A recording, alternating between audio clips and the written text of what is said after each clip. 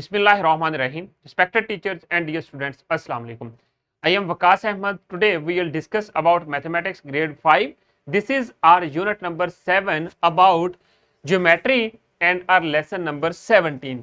In this lesson we will discuss the SLO, use protractor and ruler to construct square and rectangle when length of sides are given. हमने protector और ruler को use करना है। ये हमारे पास protector है, ये आप यूज करते आ रहे हैं एंगल्स को मेजर करने के लिए, और ये हमारे पास रूलर है। इन दोनों इंस्ट्रूमेंट्स को यूज करते हुए हमने स्क्वायर और रेक्टेंगल को कंस्ट्रक्ट करना सीखना है।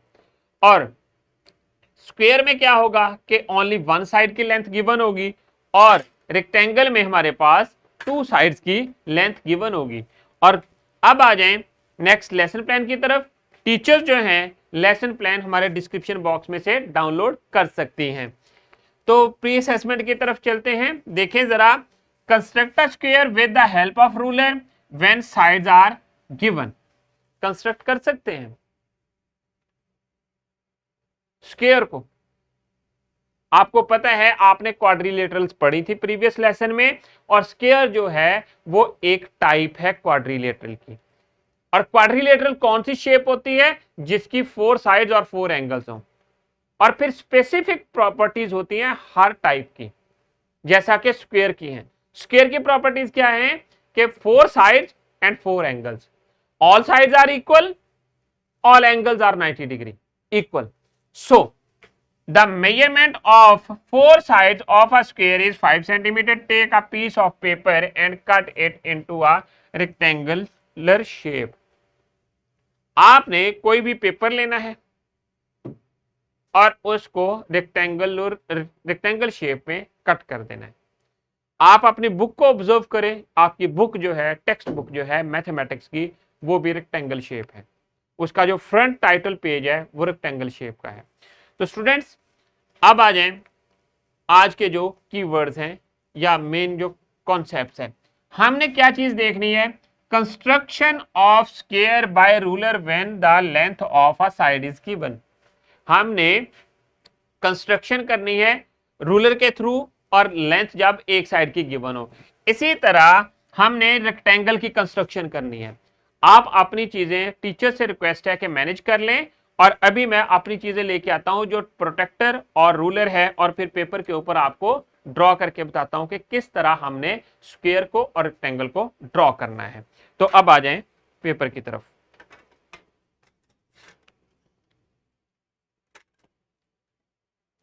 तो स्टूडेंट्स, सपोज कोई भी लेंथ गिवन है, और आपको पता है कि स्क्वायर जो होता है, पहले हम लोग स्क्वायर को ड्रॉ करते हैं। स्क्वायर जो होता है वो होता है ऑल साइड्स इक्वल स्क्वायर।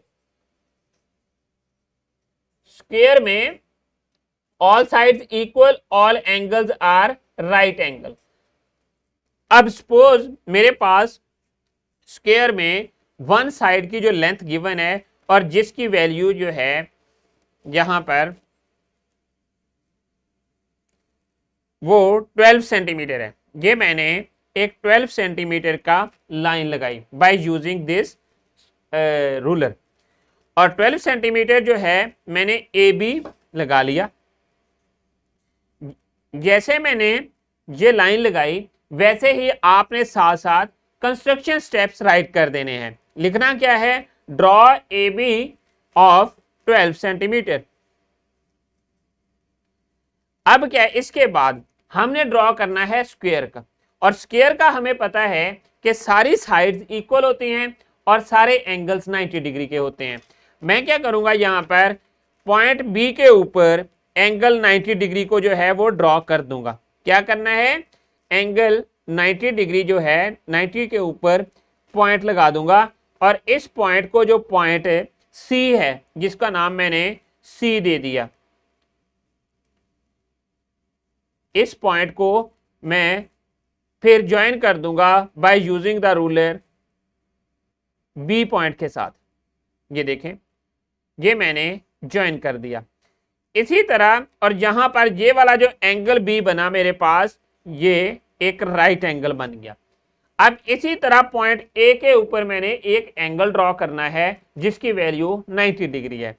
क्यों 90 डिग्री ही ड्रॉ करना है? क्योंकि स्क्वायर में सारे एंगल्स जो होते हैं उनकी वैल्यू 90 डिग्री ही होती है। अब आ जाए यहां पर, पॉइंट ए के ऊपर जब एंगल ड्रॉ किया तो यहां पर भी डॉट लगाया प्रोटेक्टर के ऊपर, जैसा कि मैं ये अभी लगा रहा हूं, और उसके बाद इस पॉइंट, इसको नाम मैंने डी रख दिया, और इस पॉइंट को भी मैंने ज्वाइन कर दिया ए के साथ।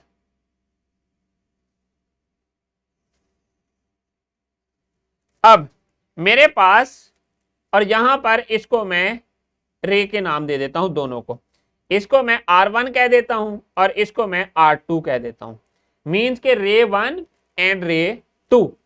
अब क्या करना है कि ए जो है वो भी 90 डिग्री का बन गया। अब बी या R1 के ऊपर मैंने मेजरमेंट कितनी लेनी है? 12 सेंटीमीटर की। 12 सेंटीमीटर क्यों लेनी है? क्योंकि जो हमारे पास स्क्वायर होता है उसकी ऑल साइड्स इक्वल होती हैं, जितनी वन साइड की लेंथ है उतनी ही मैंने रे आर के ऊपर मार्क करनी है फ्रॉम पॉइंट बी। सो मेरे पास ये जो चीज बनेगी,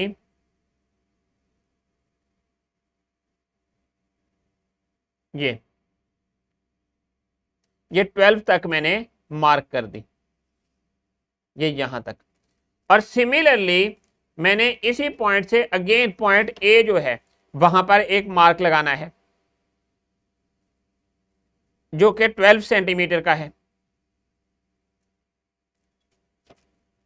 रे 2 के ऊपर पॉइंट ए से।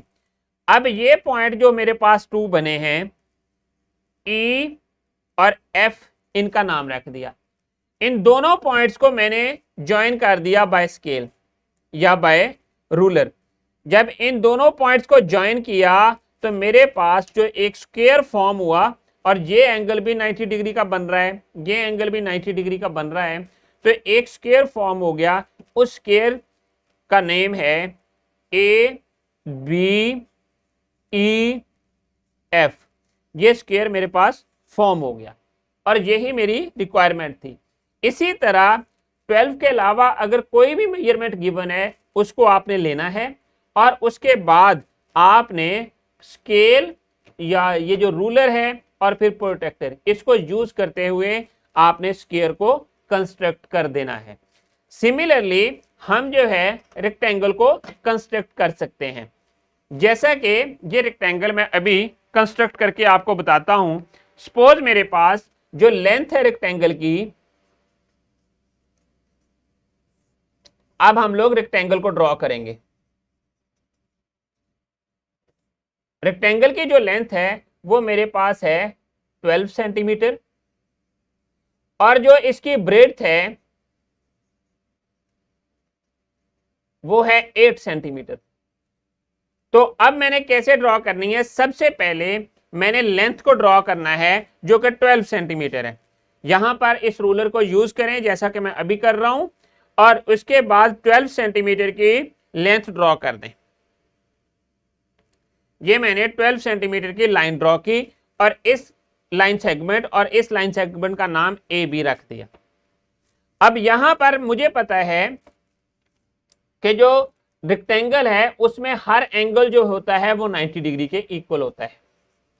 तो पॉइंट ए और पॉइंट बी के ऊपर मैं 2 angles by using the protractor draw करूंगा, और उसके बाद ये देखें जैसा कि मैंने प्रोटेक्टर को यूज किया, पॉइंट बी के ऊपर सेंटर पॉइंट रखा और बेस लाइन का, और बेस लाइन के साथ लाइन ए बी सेगमेंट है उसके साथ बेस लाइन को अटैच किया प्रोटेक्टर की, और उसके बाद ये पॉइंट लगा दिया और इस पॉइंट का नाम मैंने आर रख दिया, R1। सिमिलरली अब यहां पर देखें R1 को मैंने ज्वाइन कर दिया बी के साथ, और ये मेरे पास एक रे बन गई R1। इसी तरह ए पॉइंट के ऊपर 90 का एंगल बनाना है जैसा कि मैंने बी पॉइंट के ऊपर बनाया था, और इस एंगल को देखिए ए के ऊपर एंगल बनाया बाय यूजिंग द प्रोटेक्टर, फिर उसके साथ रूलर के साथ इसको ज्वाइन कर दिया, ये बन गया और एंगल जो है ये 90 का बन रहा है। अब जो ब्रेड्थ है, ब्रेड्थ का मतलब होता है चौड़ाई, वो जो रेक्टेंगल की ब्रेड्थ है वो 8 सेंटीमीटर है। सो पॉइंट बी से R1 के ऊपर और R2 के ऊपर मैंने कुछ पॉइंट्स लगाने हैं जिनकी लेंथ जो है या जिनकी ब्रेड्थ जो है वो 8 सेंटीमीटर हो। अब पॉइंट बी से 8 सेंटीमीटर तक एक डॉट लगाऊंगा R1 के ऊपर। सो R1 के ऊपर ये मैंने पॉइंट लगा दिया और इस पॉइंट का नाम मैंने C रख दिया। सिमिलरली R2 के ऊपर मैंने एक पॉइंट लगाना है फ्रॉम पॉइंट A और वो भी 8 सेंटीमीटर का लगाना है, क्योंकि हमें रेक्टेंगल की प्रॉपर्टी से पता है कि ऑपोजिट साइड जो होती हैं वो इक्वल होती हैं। अब ये जो R2 के ऊपर पॉइंट लगाया bye using the scale 8 centimetre के ऊपर, तो वो भी हमारे पास, उसका नाम मैंने D रख दिया। अब D पॉइंट को C के साथ ज्वाइन करना है बाय यूजिंग द स्केल। अब इन दोनों पॉइंट्स को ज्वाइन किया तो हमारे पास A, B, C और D, A, B, C और D रिक्वायर्ड रेक्टेंगल बन गई। और यहां पर हम लोगों ने रेक्टेंगल और स्क्वायर को दोनों को बनाने के लिए हमने रूलर यूज किया और प्रोटेक्टर यूज किया। सो इसी तरह जब भी आपके पास कुछ पॉइंट्स या मेजरमेंट्स गिवन हो, उनको यूज करते हुए रूलर और प्रोटेक्टर को आप ये इस तरह की शेप्स को, रेक्टेंगल और स्क्वायर को कंस्ट्रक्ट कर सकते हैं। अब आ जाए बोर्ड की तरफ। बोर्ड पे चलकर हम मजीद इसके बारे में डिस्कस करते हैं। तो स्टूडेंट्स यहां पर देखें,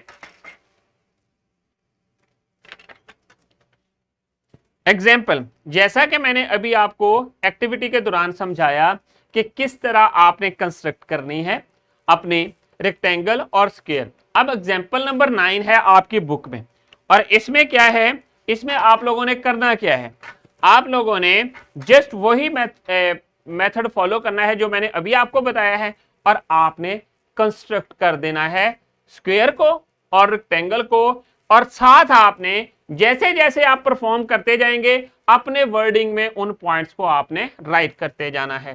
देखें पहला एग्जांपल नंबर 9 है, construct a square LMNO having length of a side is 4 centimetre. जिस यहां पर वन साइड की लेंथ गिवन है और आपने स्क्वायर बनाना है, एंगल्स का आपको पता है सारे 90 डिग्री के होते हैं, तो जो आप लाइन सेगमेंट ड्रॉ करेंगे उसका नाम रख दें LM, और फिर उसके बाद आप 7 कंस्ट्रक्शन स्टेप्स लिख दें जैसा कि यहां पर लिखा। पहला स्टेप देखें, draw measure LM is equal to 4 centimetre with ruler. फिर सेकंड स्टेप में क्या आएगा, construct angle of 90 degree at point L and M respectively. ये अपने वर्डिंग में आप लिख सकते हैं कंस्ट्रक्शन स्टेप्स। और फिर लाइन L1 और L2 ड्रॉ कर दें, और फिर इसी तरह आपने मतलूबा मेजरमेंट जो है 4 सेंटीमीटर की दोनों साइडों पे रूलर के साथ मार्क करके उनको ज्वाइन कर दे, तो आपके पास स्क्वायर कंस्ट्रक्ट हो जाता है। तो स्टूडेंट्स ये स्क्वायर की शेप है जो यहां पर बना हुआ है और आपकी बुक में बना हुआ है, और एक मैंने आपको अभी बनाकर दिखाया था। प्रोसीजर वही यूज करें, और उसके कंस्ट्रक्शन स्टेप राइट करने के लिए बेशक आप अपने वर्डिंग यूज कर सकते हैं। तो स्टूडेंट्स एग्जाम्पल नंबर 10 है, इसमें क्या है, इसमें भी वही constructor rectangle having length is 4 centimetre and width is 2 centimetre. 4/2 की रेक्टेंगल बनानी है।